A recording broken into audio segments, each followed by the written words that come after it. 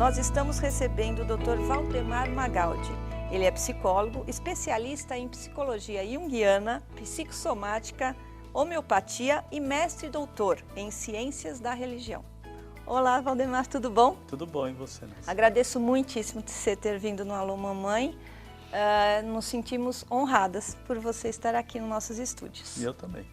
Dr. Valdemar, eu queria falar sobre o pai moderno, porque agora as relações são muito diferentes. Antes era pai e mãe em casa, agora é o pai com a guarda compartilhada, casais que se separam, mães que ficam integralmente no trabalho e o pai fica mais com a criança.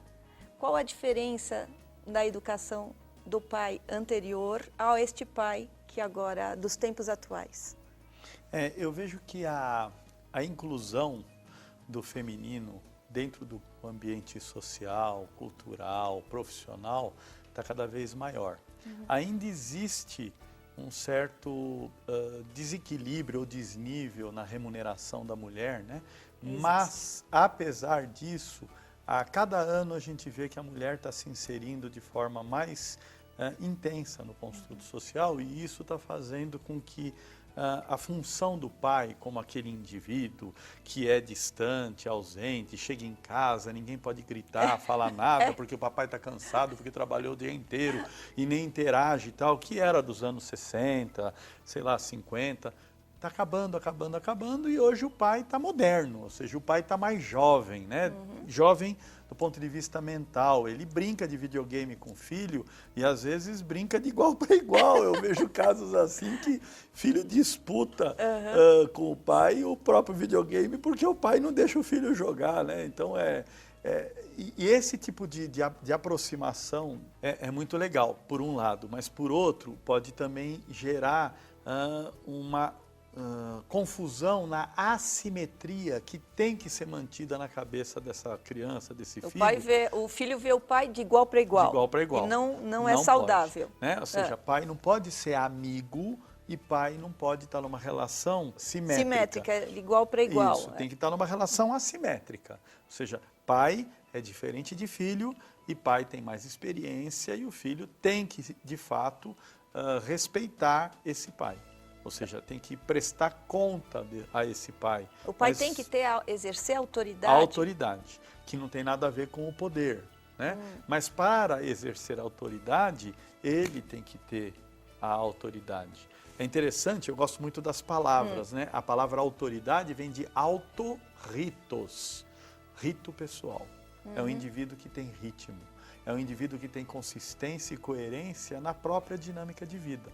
Agora, é uma pessoa segura. Isso. Agora, se ele fala que vem e não vem, se ele fala que vai buscar e não busca, se ele fala que vai fazer e não faz, ele perde a autoridade.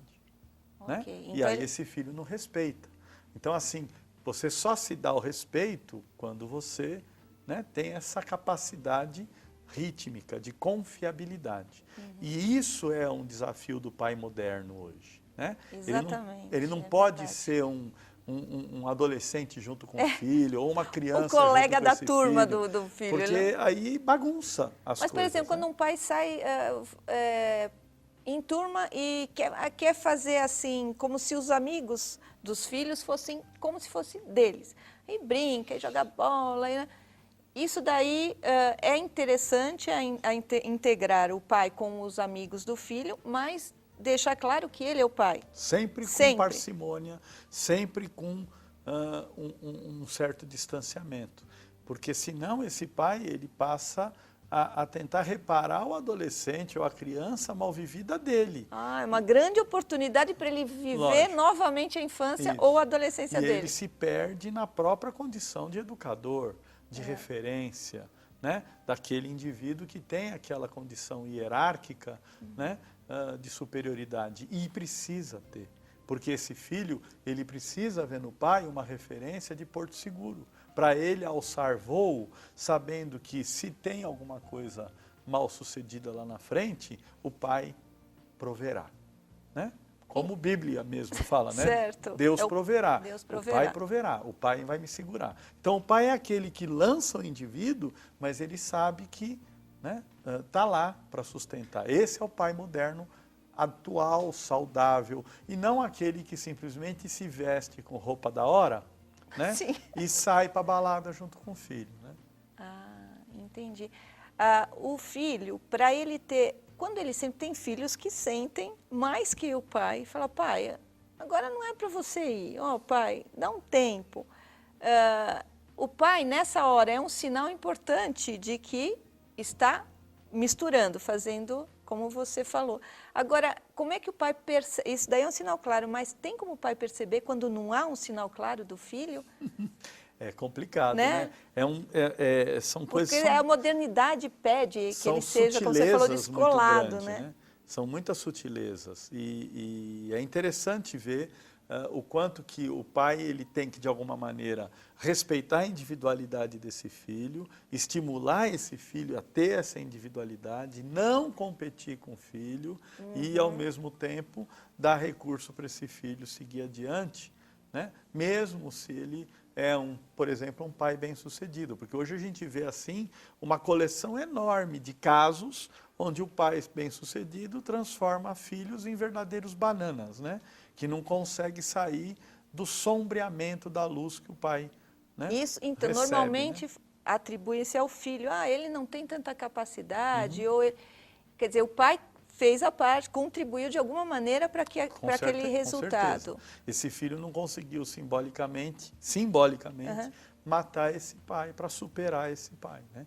Então ele fica lá identificado com esse pai idealizado, idolatrado, ou simplesmente extremamente poderoso, e ele não consegue sair da dominação desse pai. Muitas vezes esse filho acaba tendo uma doença precoce, né?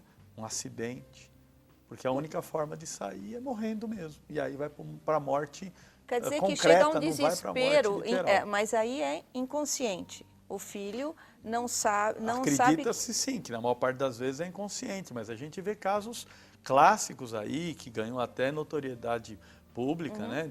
Por exemplo, o filho de um grande político que obrigou o filho a ser político e, de repente, o cara não aguentou essa pressão. Morre num infarto fulminante, no auge da fama política. Porque não aguentou a cobrança do pai ou ser...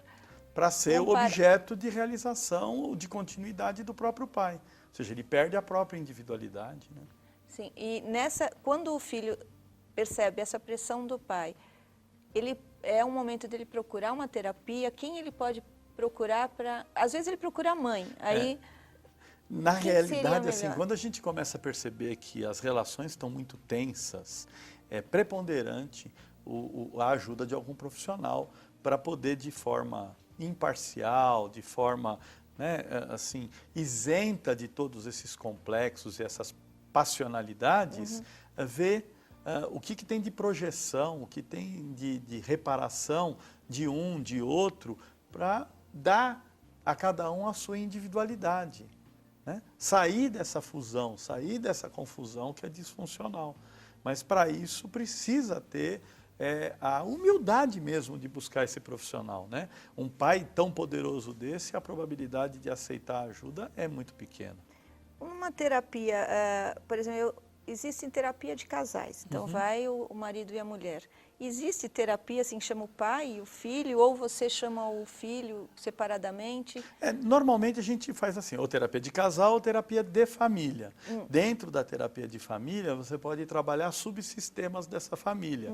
As mulheres da família, os homens da família, os filhos da família, os pais da família, a família toda. Ou seja, você vai trabalhando as subdivisões e vai percebendo que em cada subdivisão tem uma cumplicidade diferente, tem um elo diferente, um acordo. Um acordo consciente tácito, ou sim. inconscientemente estabelecido lá. Né? E aí você vai percebendo como é que vão se distribuindo as forças energéticas, psíquicas daquela família e aonde que está o indivíduo que está assumindo o papel daquele que a gente chama de paciente identificado, que é a doença, ou a lata do lixo daquela família, onde que está o outro que assume o poder do sustentador da família. Então, quando assim existe, por exemplo, chamado filho problemático, não é só o filho. Então tem toda uma relação familiar que ocasiona aquela situação.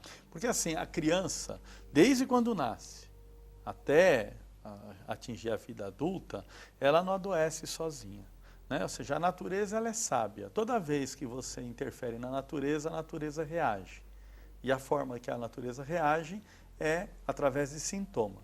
Quando é bebezinho, o sintoma é físico, tem cólica, não dorme, tem diarreia, febre. Quando vai ficando adulto, esse sintoma deixa muitas vezes de ser físico e passa a ser comportamental.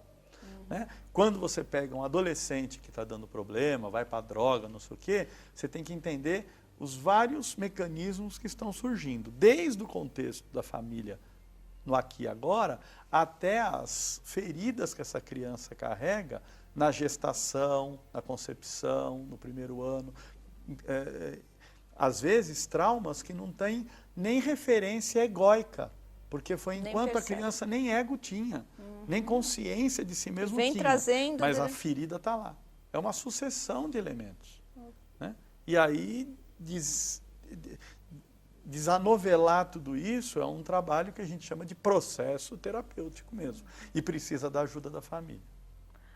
Bom, então, e também precisa da ajuda do Alô Mamãe aqui, que traz profissionais como o Dr. Valdemar para te ajudar aí em casa. O Dr. Valdemar é um parceiro do Alô Mamãe e você pode, dentro do site Alô Mamãe, acompanhar as atividades do Dr. Valdemar, tanto nos cursos que ele dá, nos livros, as palestras, enfim. O Alô Mamãe aqui é sua casa e nós estamos para fazer com que você crie seu filho com mais segurança e mais tranquilidade. Obrigada, Dr. Valdemar, mais uma vez. Eu que agradeço. Até mais.